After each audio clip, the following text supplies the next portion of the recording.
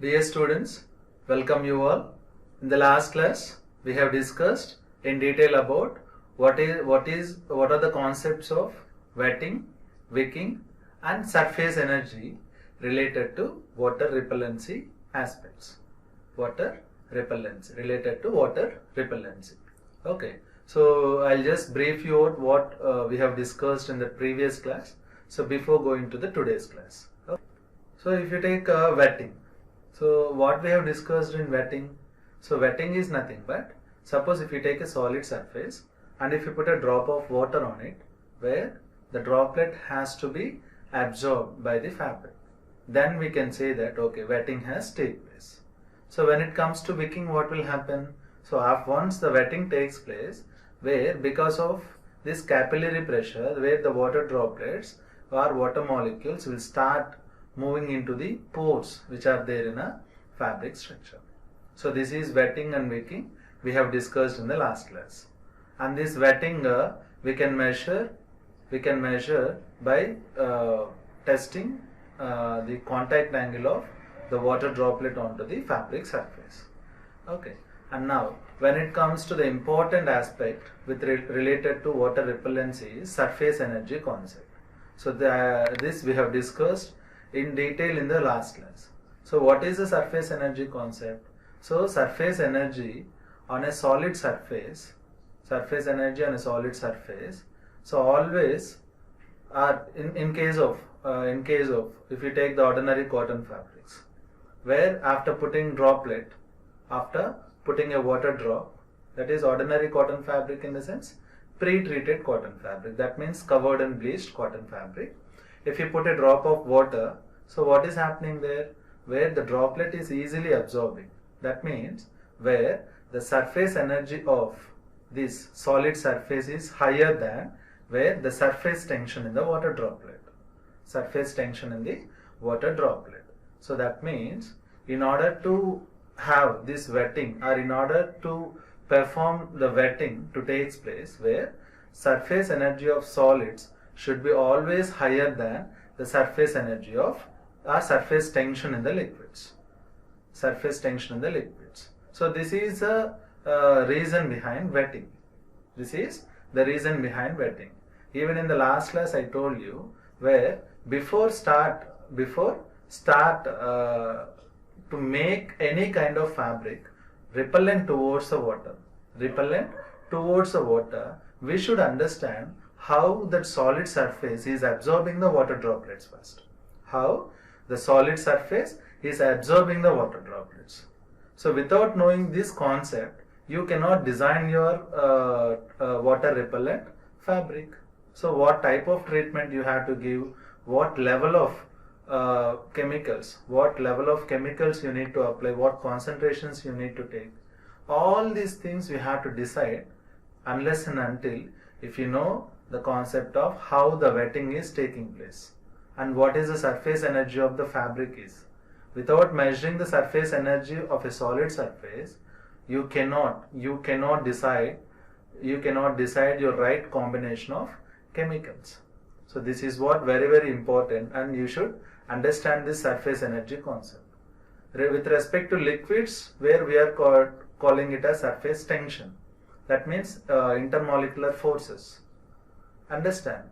So now you know how the wetting is taking place and what is the criteria of surface energy with respect to solids and surface tension with respect to water droplets. Okay. With respect to water droplets. Now you can see even in this image also, where the drop of water you are placing on a solid surface, it is not absorbed. Now you can see in the bottom image, that is the second image, where on a t-shirt, even if you are pouring two different liquids, where it is not absorbed by the fabric, instead it is just rolling away from the fabric. So this is called as water repellency. So in this case, what is happening? So what could be the surface energy in a solid surface, which is nothing but the fabric, where the surface energy of the solid surface, where it is less when compared to the liquid. That means in the liquid, the surface tension is very high than the surface energy of a solids. So obviously what will happen, even though the droplet is in contact with the solid surface where the wetting is not taking place, where the repellency is going to achieve. Repellency is going to achieve. Understand? So this is what the concept of surface energy, which we have discussed in detail in the last class. Okay. Now, today's class, we are going to discuss about how to apply these water repellents to textiles. So how to achieve water repellents in the textiles, and what are the different ways to reduce the surface energy on a solid surface, and how to make it water repellent. So all these things we are going to discuss in this today's class. Okay, and the main objective of today's presentation is to impart knowledge in various chemicals. Various chemicals are different means to get the water repellency. And at the end of the presentation, you are going to get an outcome of, you will be able to understand what are the different chemicals that are available to get water repellency, along with different methods. Either you are going to apply this water repellent chemicals in a process called application method called pad dry cure, or you are going to apply it on a exhaust based method, or any surface modification we are doing to get the water repellency. So all these outcomes you are going to get at the end of this presentation. Understand? So without any further delay, so we will start today's class. Okay. Now, if you look at this repellency, water repellency. Okay. So what do you understand from this term water repellency? Water repellency. Even we have discussed in our previous class, earlier classes. So you can see in this image, even in this image, 3 images are there, where whatever the droplet we are putting on a fabric, whatever the droplet we are putting on a solid surface, that should not absorb by the fabric. This is our primary aim, to get this not to absorb the water droplet by the solid surface. Okay. Now tell me, so before start discussing about the different aspects, now tell me what could be the different applications of these repellency products. As you can see in these images, where the raincoats, where the sports textiles which are meant for sport activities, and the clothing which is meant for outdoor activities. Okay, so where we have so many applications like umbrella cloth, tarpaulin cloths, tent cloths, awnings. Likewise, there are n number of applications of these water repellency products. So that's why. So where if you look at the ease of wetting of textiles is very important for its processing as well as in large number of its end users. Even though the wetting of textiles is very important in processing and most of the end users, where higher repellency with water and oil, both water and oil, as well as resistance to staining are essential for various end users in clothing. For example, home textiles and then technical textiles. Understand? So this is what the importance of the water repellence is. Even though the wetting of textiles is very much favored, even then the repellency of water is also a very much important property which is required. Even the clothing which is meant for cloth, that is the garments which are meant for apparels, the clothing which is meant for apparels, say for example raincoats we are using, and then the persons who are doing this mountaineering activity, they are wearing a kind of jackets which needs this water repellency, and some kind of outdoor sport activities, it needs some kind of water repellency. And then home textiles and then technical textiles. So likewise, where the water repellency is also a very important property or very much essential for various end use applications. Okay, so what we are doing is the textile materials are modified to have wide range of resistance to fit the varying demands of the users for the intended purpose. So depending upon the purpose, what is that end use application, what we are doing is we are modifying the textiles to have wide range of resistance to fit varying demands. Suppose if you take cotton, which is very much used for apparel purpose, it is good moisture absorbency, it is having good moisture absorbency. Understand? Suppose if you want to use the cotton fabric as water repellent, or if you want to make where you can modify the fabric and you can use it for the particular activity. Likewise, we are taking the textiles and we are modifying it, and the level of repellency required based on the level of repellency required to fit varying demands of the users. Understand? Now, so if you look at the main purpose of this finish is that, as we already discussed, the drop of water should not spread on the fabric surface. The drop of water should not spread on the fabric surface and it should not wet the fabric. This is our primary purpose of doing this water repellency. Okay. For fabrics to be water repellent, so as we already discussed in the last class, so the surface tension or the critical surface energy or critical surface tension of the solid surface or the textile fabric surface must be lowered to 24 to 30 dynes per centimeter. Okay, so which is the surface tension or critical surface tension or surface energy of solid surface should be reduced to 24 to 30 dynes per centimeter, so which is less when compared to surface tension in the water droplet. So what is the surface tension in the water droplet, which we have already discussed in the last class? The surface tension in a water droplet is 32 dynes per centimeter. Understand? So that is it. So the surface energy or the critical surface tension of solid surfaces must be lower than the surface tension in a water droplet. Then only we will get the repellency. So this is what the concept of surface energy, where you should understand this. So without understanding what is this surface energy or surface tension in a water droplet, where we cannot decide the right treatment to get water repellency.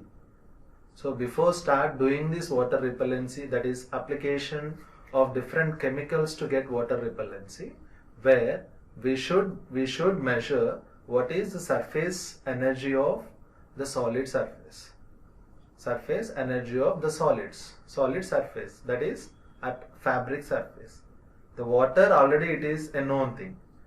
Okay, water it is already a known thing, but you should know the surface energy of the fabric surface, which you can measure through contact angle measurement. That is, once the contact angle measurement is done, where you can measure this surface energy of a solid surface in that contact angle meter, that is gonimeter. That is also called as gonimeter. Okay, now the surface energy of textile materials can be reduced in several ways. So in the previous slide we have seen, so where the surface energy of the solid surface must be less than 24 to 30 dynes per centimeter. So this can be achieved in several ways. Okay, the first way is incorporation of water repellent finishes. Say for example, paraffin emulsions. So mechanically onto the fiber and fabric surfaces. Okay, so what happens after applying this paraffin waxes, in the sense where it will go into the fiber pores or whatever the gaps that are there in a fabric's structure. Understand? So, and it is going to close all the intersects. It is going to close it.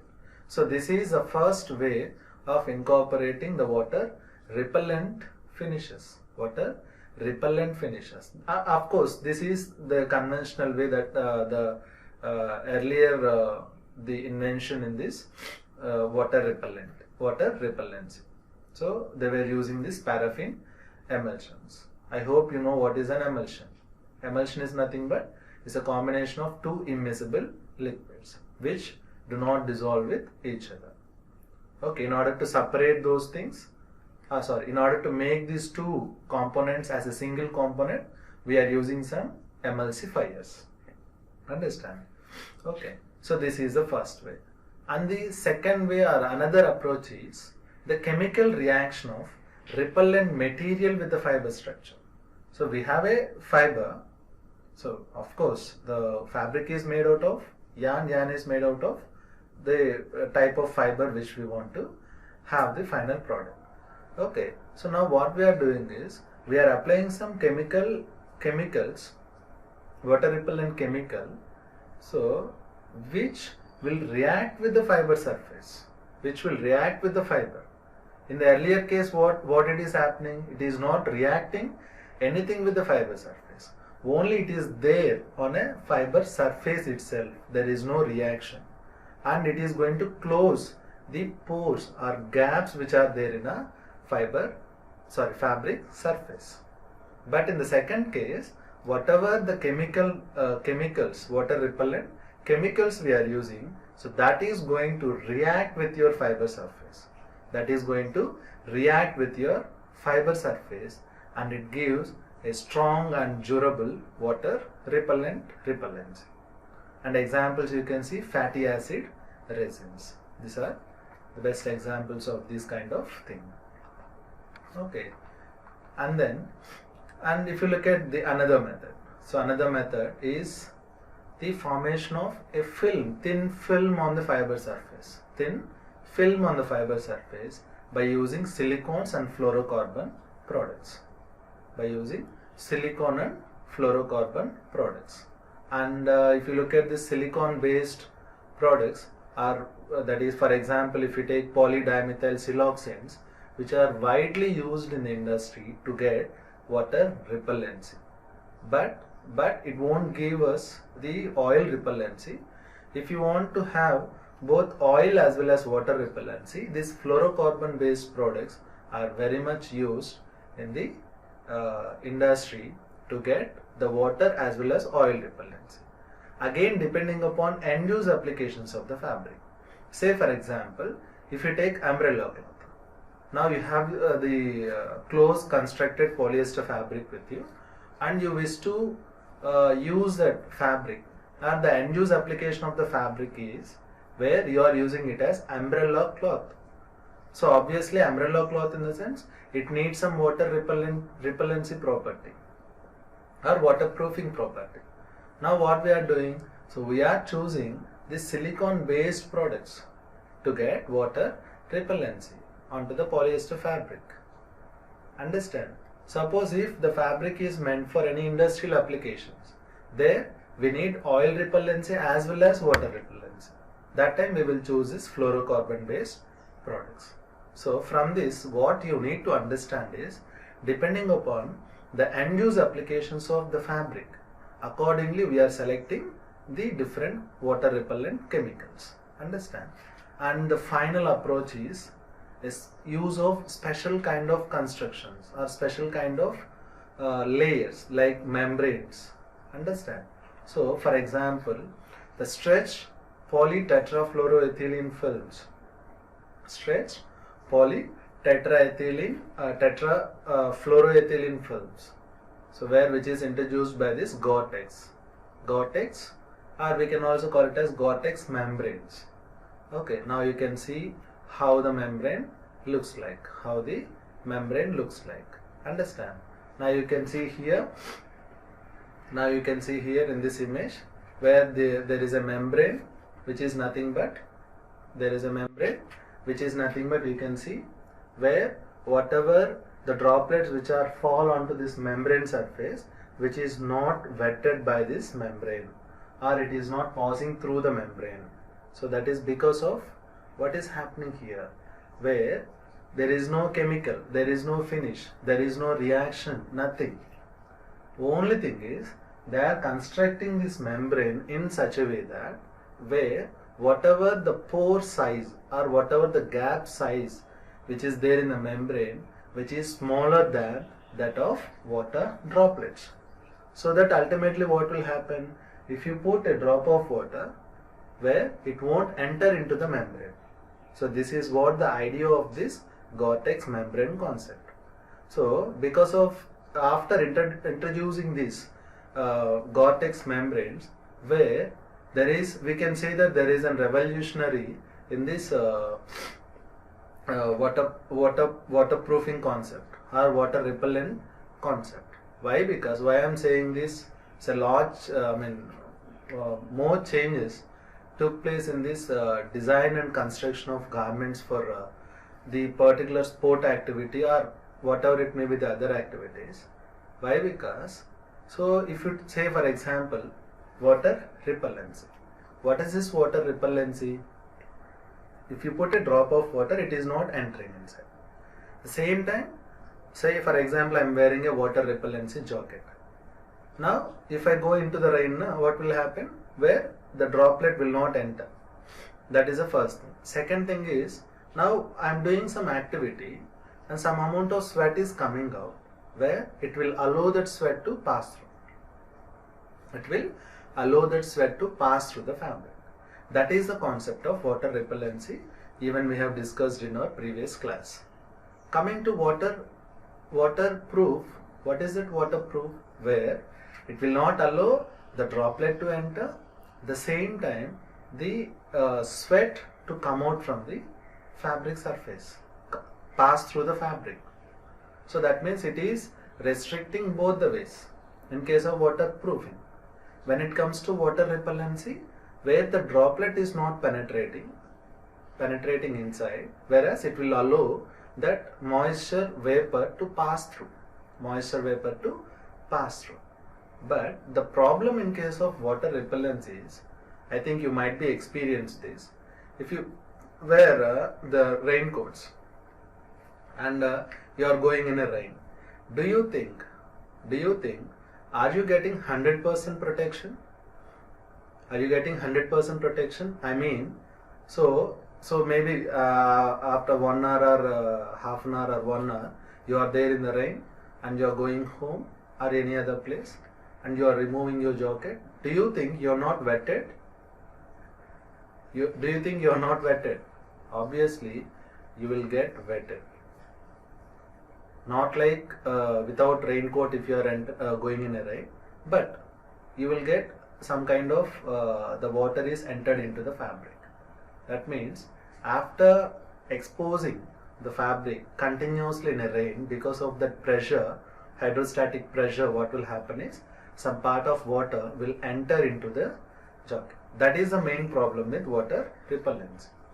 And the main issue with waterproofing is what?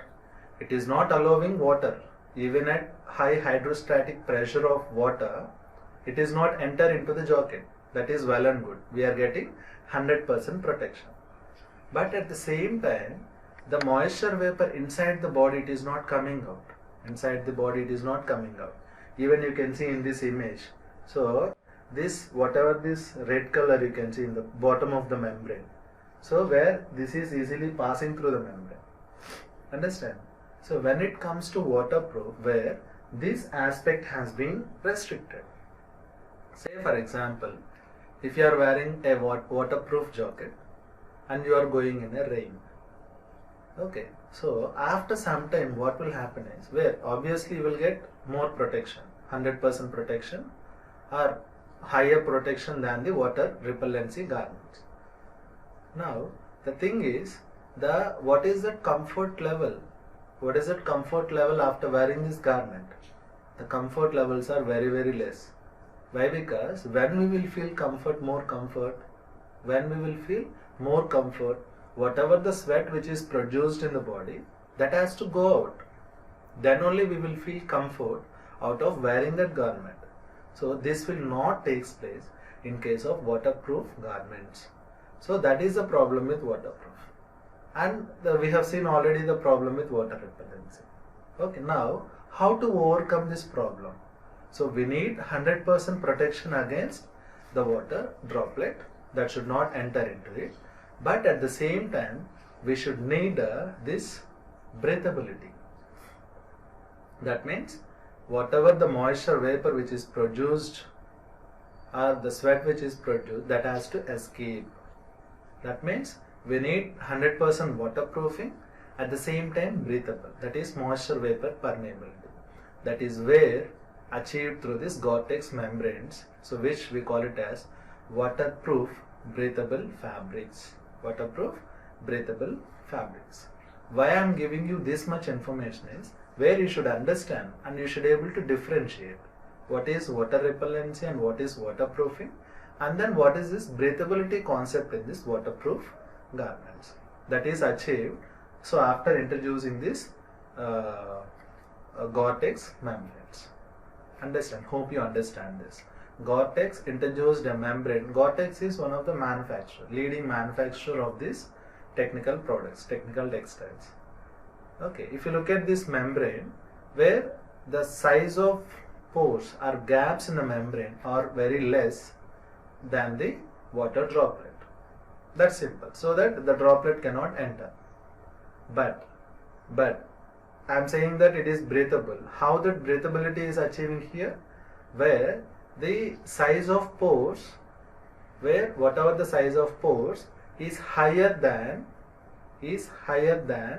that of the moisture vapor. So that moisture vapor can easily pass through. The droplet it will restrict, but the vapor it can easily allow it. So that is where this breathability concept came. Okay, and another approach is the films of hydrophilic polyester. Hydrophilic polyester. So what do you mean by this hydrophilic polyester films? Now you can see in this picture. Now you can see here the first one is nothing but the microporous membrane, like the Gore-Tex membrane.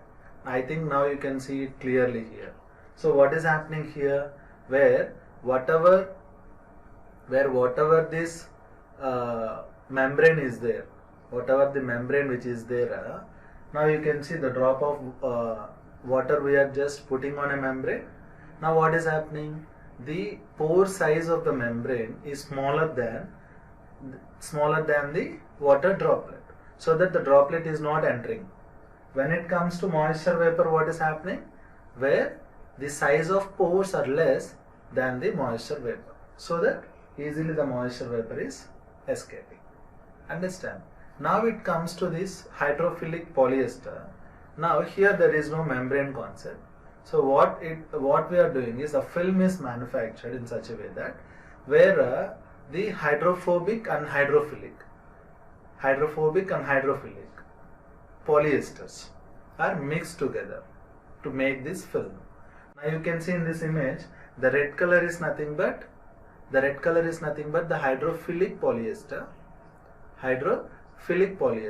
and the gray color is nothing but hydrophobic polyester. So likewise we are going to manufacture the film. Likewise we are going to produce our film. Now what will happen? If you just apply on a fabric surface, or if you have this film in between your garment layers, fabric layers, now what will happen? That is outer surface only. So whenever a droplet, if you put a droplet on a fabric surface, what will happen? Obviously, because of the hydrophobic part, the droplet will not enter. And of course, the size of this, whatever this hydrophilic part is there, so which is less compared to water droplet. And when it comes to moisture vapor, so what will happen? Through this hydrophilic polyester, where the water droplet can easily wick away, and then it is exposed to the outer environment. Now you can see the blue color is nothing but the moisture vapor. So it is getting absorbed are wick by the red color things, which is nothing but hydrophilic polyester, and then it is subjected to the outer environment. So likewise, these special constructions were made to get required level of water repellency. And finally, by use of microporous coatings, that is hydrophilic modified polyurethanes, we are getting this water repellence. Now you can see here where the microporous coating in the center, you can see the microporous coating, which will not allow the water droplet to penetrate, and it will allow the moisture to evaporate. So okay, these are all the different ways where we can get water repellency. Okay, the first one is by using this paraffin wax emulsions, that is the first thing. And second one is by using water repellent chemicals which can react with the fiber surface. And the third one is by using silicone and fluorocarbon products. And finally, by use of different fabric constructions. Like one is Gore-Tex membrane, second one is hydrophilic polyester, that is Sympatex hydrophilic polyester film, and finally microporous coatings. So these are all the different means of getting water repellency. Now, if you see this water repellency, as we already discussed, it has to reduce the surface energy, and whatever the finished chemical we are applying, that should apply uniformly, or that should be covered uniformly throughout the fabric surface. And before applying, where we should see that there should not be any contaminants on the fabric surface. These are some of the essential things we need to take care before applying the finish. Okay, and in summary, whatever the conditions of high levels of fabric repellency, that is depending upon the use of fine yarns and closed packed fabric structures. This is the first thing. And then fabric surface should be free of impurities, and finally uniform application of finish should be there. Okay, so whatever the level of repellency we are expecting at the end of the finish, where that should depending upon the use of fine yarns and closed construction of fabric. Suppose if you are applying if you are taking two types of fabric, for example, one is high cover factor and second fabric is having low cover factor. That means in low cover factor fabric, more gaps are there. If you apply this water repellency finish, obviously you can expect high level of water repellency in a higher cover factor fabric than this low cover factor fabric. So that's why this fine yarns and closed packed textile structures will enhance the level of water repellency. And second one is the fabric should be free from the impurities, so that what will happen, whenever we are applying some finish, that can easily react with the fiber, understand, and it can form that is uniform thing. Okay, and finally the application of chemicals should be uniform enough to get the low energy in the fabric surfaces, understand. So these are the different conditions which we are expecting, or which should be there to get high level of repellency. Okay, so generally if you look at this repellency, so as we already discussed in the today's class also, the water repellency of textile fabrics, it is classified broadly into two types. One is waterproofing and second one is water resistant. So entire this repellency concept, water proofing and water resistant. I told you already, even in the recent, just now we have discussed also. Waterproofing is nothing but it should not allow the water droplet as well as moisture vapor to pass through the fabric. When it comes to water resistant, it is resistant towards the water droplet, but at the same time it will allow the moisture vapor to pass through. That is called as water resistant. Okay, so this is it. And if you look at this water repellency, so which we can define as the relative degree of resistance of fabric to surface wetting. And I told you already, when it comes to water resistant, so if the hydrostatic pressure of water is more, obviously after some time the fabric start allowing the water droplet to enter. Now you can see here clearly, where you can easily understand, the rain droplet which is of blue color. So whatever this fabric surface and whatever this green color on a fabric surface is nothing but that is finished chemicals. And now you can see the raindrop is not entering inside, but at the same time moisture from the body it is allowing through the fabric. This is called as water resistant. When it comes to waterproofing, so this part also, that is even the moisture from the human body also will not enter or pass through the fabric. And you can see the comparisons of waterproof and water repellency or water resistant and then waterproof finishes, where here the comparison is given with respect to condition of pores in the fabric interlacement, and then vapor permeability you can see in the first column, and air permeability, and then water penetration. So when it comes to water repellency, the condition of pores should be open, and whereas in waterproof film. So likewise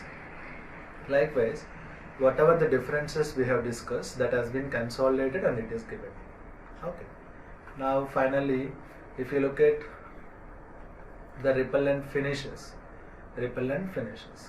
Okay, there are various types of repellent finishes which we can apply onto the fabric conveniently, and we can get the required level of a required degree of water repellence. So there are different repellent finishes like metal salts, paraffin emulsions, pyridinium based compounds, resin formers like crash linking products, and then organometallic complexes, silicon based products, and then fluorochemical compounds. So by using all these compounds or all these chemicals, we can achieve the required level of or required degree of water repellency. Understand? Depending upon the end use applications of the product, whether the fabric is meant for tarpaulin cloth, or the fabric is meant for raincoats, or the fabric is meant for tents, the fabric is meant for awnings, the fabric is meant for swimwear. Likewise, depending upon the end use applications of the cloth, where the required repellent chemicals we are going to select. Okay, so this is all these things are related to water repellency. Okay, so this is all for today's class. So, and we will continue in the next class, where we will discuss in detail about all these repellent finishes. Okay, now we will discuss about all these, each and every repellent chemicals in detail. So what is this metallic salts, what are the examples of it, and how to apply this metallic salts. Likewise, each and every repellent chemicals we will discuss in detail. Okay, so now we will discuss about the metallic salts. Now, if you look at this metallic salts, the best example of this metallic salt compounds, okay, which can give the repellency to the textile surface, is of aluminum acetate and aluminum formate. So when it comes to aluminum acetate, it gives harsh handle and provides very limited durability to washing. Harsh handle and limited durability to washing. That's why aluminum formate has been used. Okay, so it is often preferred instead of aluminum acetate to avoid objectionable odor which is coming out from this aluminum acetate. And the use of this aluminum salt is advantageous for apparel products especially. Why? Because where the treatment doesn't color the fabric. So that means because of applying these chemicals, where it will not give a new color to the fabric. And other words, where the color of fabric also will not go up. So that is the advantage of this metallic salt compounds. Now you can see here in this image how this metallic salts will react or will link with the fiber surface. Now you can see the A, which is C, will go from C. C is nothing but the fabric surface. C is nothing but the fabric surface, and this B is nothing but our metallic salts, aluminum formate, and then finally this A is nothing but these hydrophobic interactions. Hydrophobic interaction. That means after applying these metallic salts, where the surface energy levels will go down, and which leads to hydrophobic interactions with the water droplets. And here B is nothing but the polar interactions. That means the polar groups in these metallic salts will react with the polar groups in a fiber surface, or the various groups in a fiber surface. So this is how the metallic salts will give the water repellency. Understand?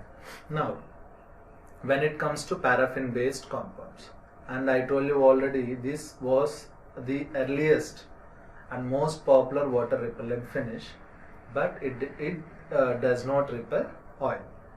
Okay, and now if you look at this paraffin or waxes, it can be applied from solutions in suitable solvents, coatings with molten wax, and aqueous emulsions of wax, and with the most convenient form for finishing being emulsion.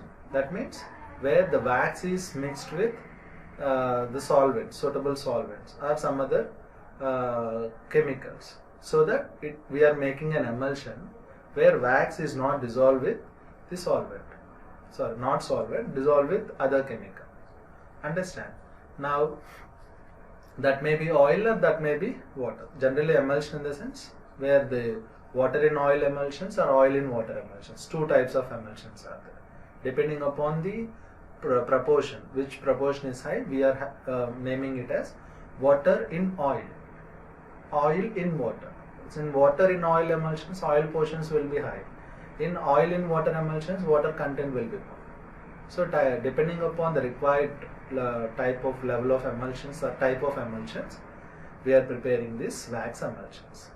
Okay, and the main advantage is, so whenever after applying this emulsion onto the fabric, if you take the fabric for drying, so what will happen? The wax, obviously because of heat it will melt, and it is going to fill the gaps which are there on the fabric surface. Because of this, what will happen?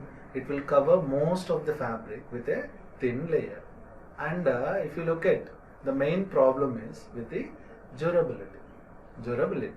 That means it can easily upgraded because of the rubbing action, and also the dry cleaning fluids, it is going to dissolve this wax.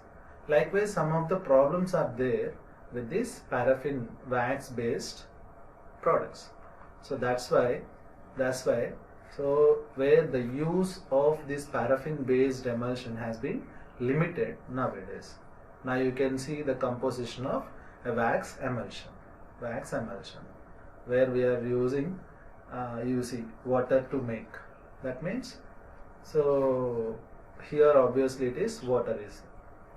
So along with the paraffin, where we are using some glue to stick the paraffin onto the fabric surface initially, and pH we are maintaining using formic acid, all these compounds. This is about paraffin wax. And the next one is about pyridinium based compounds. Okay. So the important aspect with this pyridinium based compound is its reactivity. With the fiber surface, or reactivity with the fibers, that makes these compounds highly durable. And nowadays, if you see, the use is also again limited. That is because of its toxicology considerations. And this is the example. Okay. Now, if you look at this pyridinium based, so one of the manufacturer of the textile auxiliary chemicals and all, like ICI, Imperial Chemical Industries, have introduced a product based on this pyridinium, that is Velon PF. as a durable water repellent for cellulosic fabrics. That means if you want to make the cellulosic fabric water repellent, we can use this. You can use this Velon PF introduced by ICA, which is a pyridinium based compound having ability to react with the fiber. So whenever, where some reaction happens between fiber and any other chemical, we are achieving high degree of durability. That is what is achieved through this Velon PF chemical.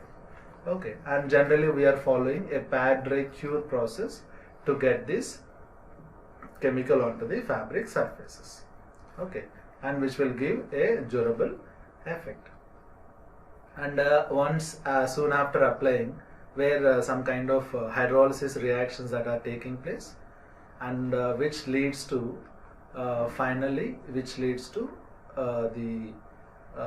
compact, that is reactive product with the cellulosic fabrics. Okay, so actually here whatever it is given here, it is nothing but whatever this styramidomethylpyridinium. So if you look at this, where the amidomethylpyridinium chloride, which is nothing but which is there in the Velon PF. So okay, so after applying, where it will break down upon hydrolysis, to form methylol styramide and pyridinium hydrochloride. And whatever this methylol styramide is there, it can react with the cellulose and forms a final linkage.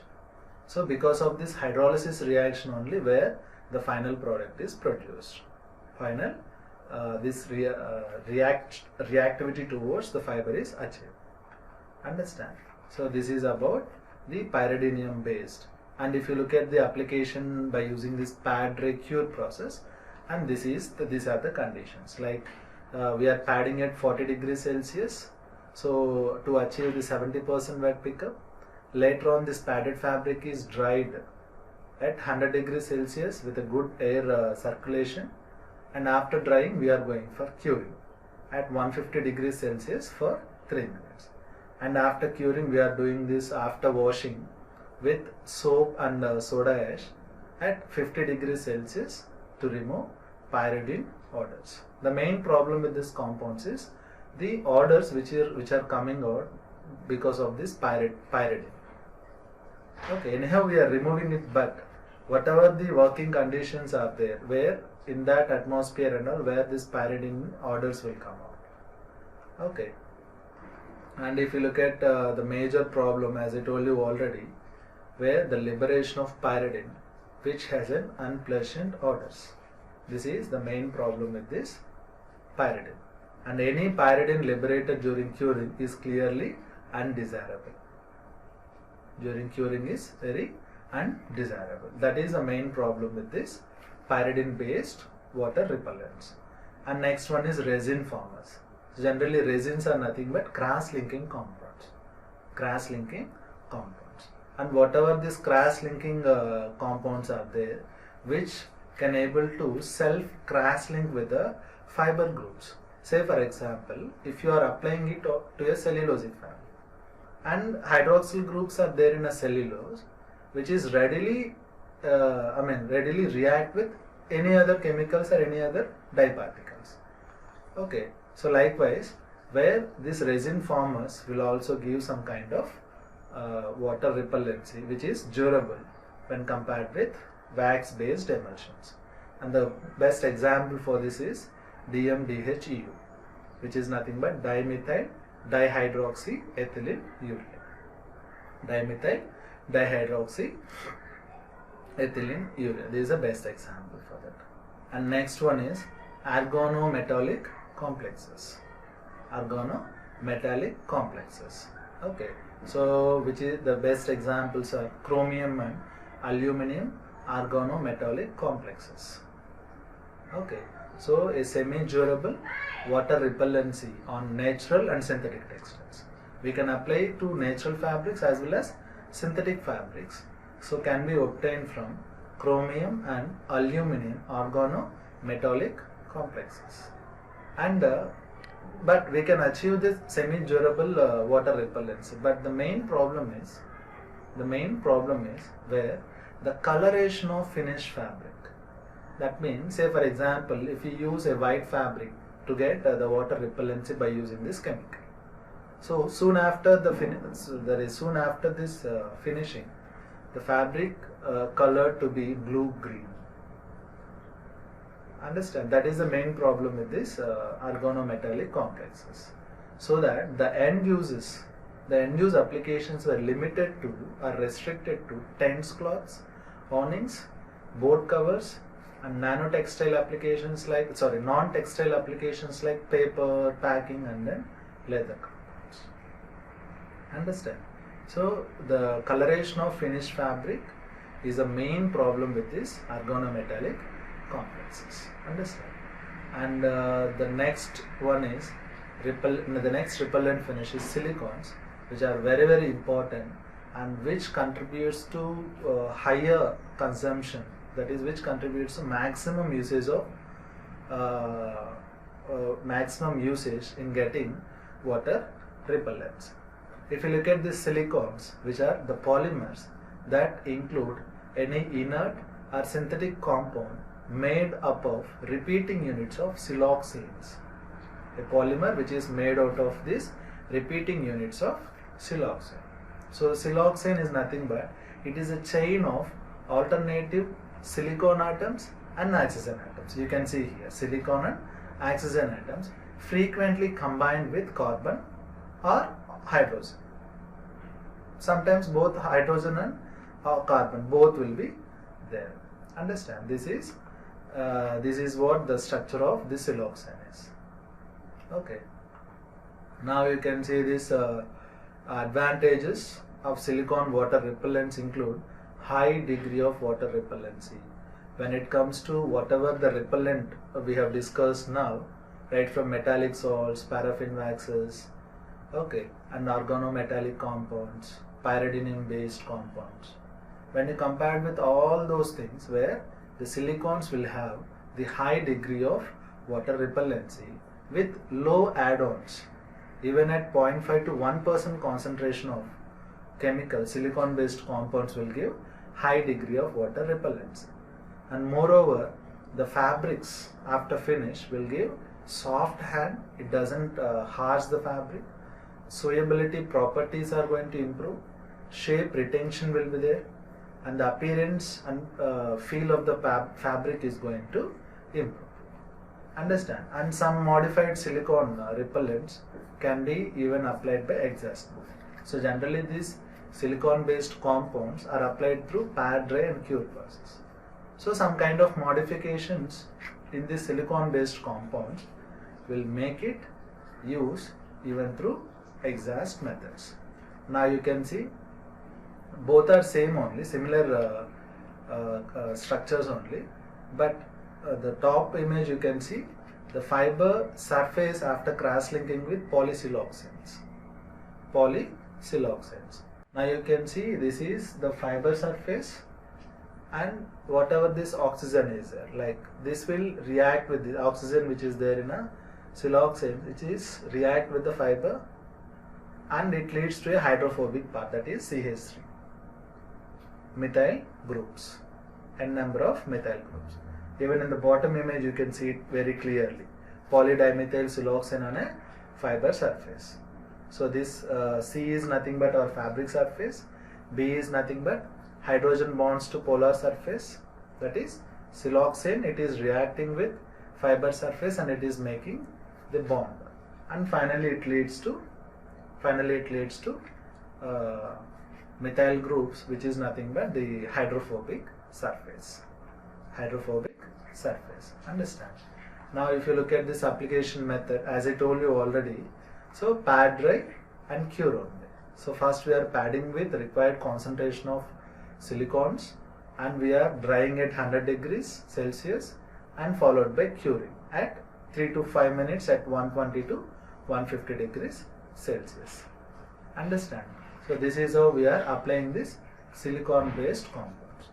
even though we have more advantages with respect to high degree of water repellency, where this also having some disadvantages, so which are nothing but increased pilling, that is pilling tendency is going to increase, seam slippages, that is the seams will get slipped once after the stitching is completed, and reduced repellency if applied in excess amounts. So anything in excess, any intake in excess will give us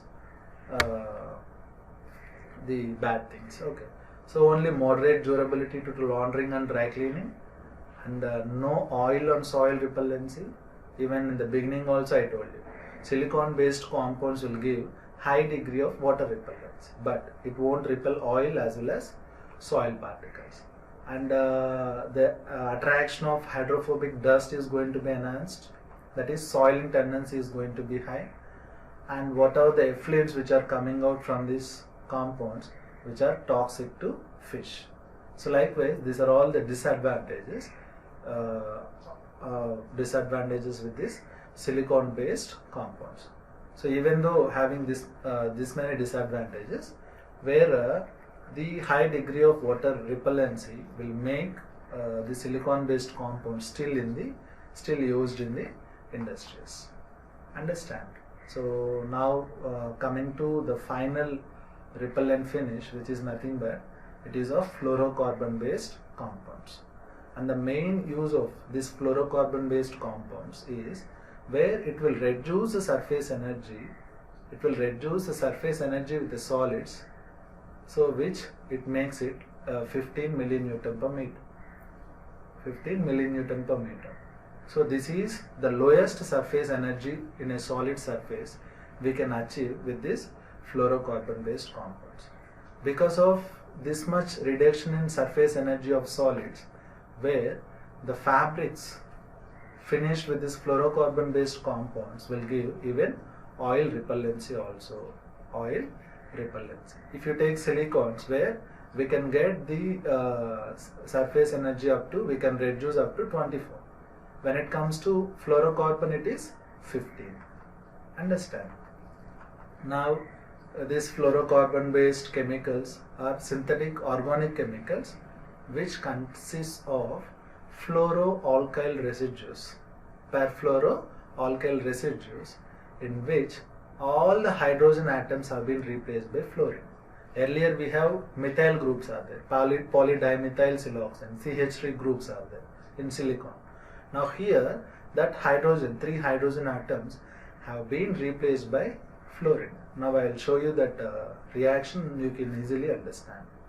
Okay, so this is what that reaction is.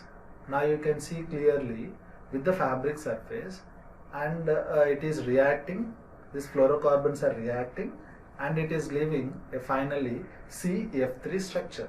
CF3 structure. Understand? That is, the hydrogen atoms have been replaced with the fluorine. Understand? So that is what it is given here.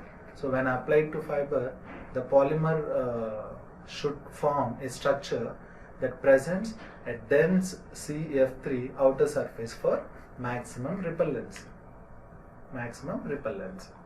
Understand? And if you look at the advantages, like as silicone based compounds, even at low iodines, it gives higher repellency as well as towards water and oil. And one more important thing is rapid drying of treated fabrics. Treated fabrics can dry rapidly, and it will give improved soil release properties if you use some special fluorocarbon products, which is very much required in case of household laundering, which is especially useful for carpets. These are the advantages. And when it comes to disadvantages like high cost and graying during laundering and potential hazardous aerosols, the fumes which is coming out at the time of curing, and it cannot be applied effectively by exhaustion method. Okay, so mostly these compounds also it is applied through pad drain cure process. But special or new fluorocarbon products that can be applied through exhaustion method. Okay, so this is all about the different water repellent chemicals that are applied to textiles by using different methods, Padraig Cure or exhaust method, or the surface modification, or with different kind of that special fabric, special construction of things. Okay, so hope you understand the class. So before winding up, I'll just brief out what we have discussed in this presentation. Okay, so from the beginning, we have started with this, what is this water repellency concept and how the surface energy is related to water repellency, and we have seen what are the different ways to get water repellency by using different water repellent chemicals. So right from we have discussed in detail about metallic salts, paraffin waxes, organometallic compounds, pyridinium based compounds, silicones, and then finally fluorocarbons. Okay, in summary, these silicon based compounds and fluorocarbon based compounds are widely used in the industries depending upon end use application when compared to other repellents. In silicon based, we are getting high degree of water repellency but not oil repellency. In this fluorocarbon based, we are getting both, like water repellency as well as oil repellency, and even we are getting soil repellency also. Understand, that is because of where in fluorocarbon based compounds, where we are achieving the lowest surface energy in the solids when compared to any other repellents, that is 15 millinewton per meter. In case of silicon based, it is 24. So likewise, where the surface energy can be reduced by using these different water repellents. And altogether you need to understand, we are using this many chemicals to reduce the surface energy in a solids. So maximum extent we are reducing the surface energy in a solids compared to water droplet. This is our main intention. You should not forget this while going through each and every repellent and its chemistry. Hope you understand this entire session. So thank you.